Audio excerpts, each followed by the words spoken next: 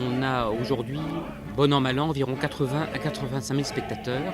Et un chiffre que peut-être les personnes ignorent et sur lequel je crois que c'est important de commencer, c'est que la moitié de notre offre est une offre gratuite.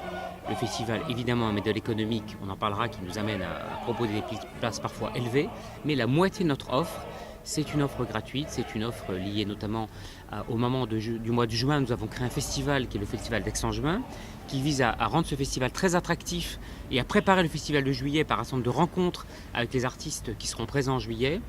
Une offre qui permet pour 15 €, pour un pass à 15 € au public de venir un nombre illimité de manifestations pendant le mois de juin. En France, en général, une maison d'opéra est subventionnée à hauteur de 70 voire 80%. Dans le cas du festival, nous ne sommes subventionnés qu'à hauteur de 30%. On a donc un modèle économique particulier qui fait qu'on a, de la part des subventionneurs, des puissances publiques qui nous financent, un très bon taux de retour. 1 € de subvention provoque environ 10 € de retombées économiques. C'est vrai sur le territoire d'Aix, c'est vrai aussi à l'échelle de la métropole, du département et de la région. Et sur le plan international, par la circulation de nos productions, on peut dire également que l'argent investi à Aix va aussi aboutir sur des productions présentes à l'étranger, mais également par le biais des coproductions, de faire que peut-être un nouveau public va être attiré à Aix. Donc le festival, et nous travaillons beaucoup cette dimension-là, participe de l'attractivité de ces territoires. C'est un axe sur lequel nous sommes vraiment en train de nous renforcer et un axe sur lequel nous travaillons avec notamment le département, la région, la ville d'Aix, faire en sorte que le Festival Aix soit de plus en plus un des atouts de ce territoire pour valoriser l'attractivité touristique mais aussi culturelle de ce territoire. On est aujourd'hui sur un budget de 23 millions d'euros pour le festival, pour vraiment, voilà, c'est le budget 2016 du festival. Le mécénat représente 4,5 millions d'euros, donc environ 18,5% du budget. Donc ce qui est, je pense, assez remarquable dans un contexte économique que nous connaissons.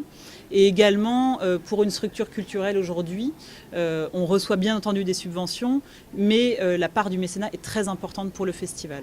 Alors on travaille aussi bien avec des entreprises qu'avec des particuliers, aussi, qui décident de soutenir le festival. Et du côté des entreprises, on peut dire qu'on a une très grande fidélité des entreprises qui sont partenaires du festival. Et voilà, le CIC est un très bon exemple. Bon, c'est le plus ancien, mais depuis 1984. On travaille au global avec une cinquantaine d'entreprises. Au niveau national, ça va être HSBC, qui est un très grand partenaire, Altarea Cogedim, notre nouveau partenaire officiel depuis l'année dernière, mais également KPMG, la Fondation La Poste, la Fondation Total, bon, un certain nombre.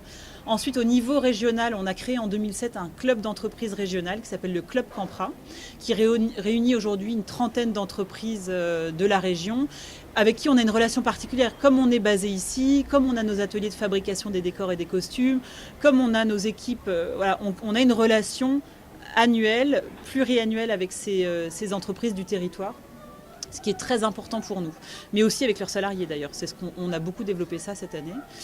Donc ça, c'est pour la partie entreprise. On développe aussi, alors juste pour être précise, des prestations, voilà, le dîner plus les places de spectacle pour des entreprises qui n'ont pas forcément envie de s'engager en tant que mécène ou partenaire, mais qui veulent vivre le festival également, le découvrir et le faire découvrir à leurs clients. Ça marche très bien. Et puis ensuite, avec les particuliers, donc on a tout un groupe de mécènes qui s'appelle le Club des mécènes.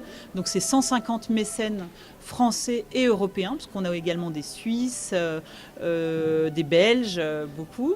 Et puis on a 2 groupes d'amis à l'étranger, des Américains, un groupe d'amis américains constitué en association, basé à New York, et le même genre d'association, mais basé à Londres.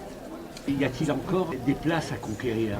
On peut tout à fait se renforcer au niveau régional. Je pense que la métropole est aussi une excellente opportunité pour le festival de développer plus encore ses relations sur le territoire. Donc, je pense que déjà, près de chez soi, on peut faire beaucoup mieux. Ensuite, parce que tout le monde ne nous connaît pas, donc au contraire.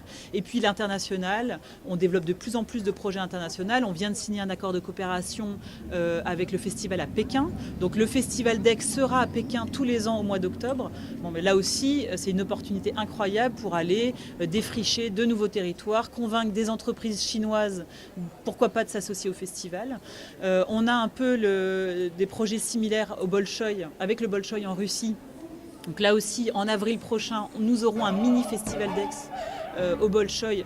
Excellente opportunité de rencontrer des nouveaux spectateurs, mais aussi des nouveaux, pourquoi pas, des nouveaux mécènes. Donc oui, on a encore du travail devant nous, pas de doute.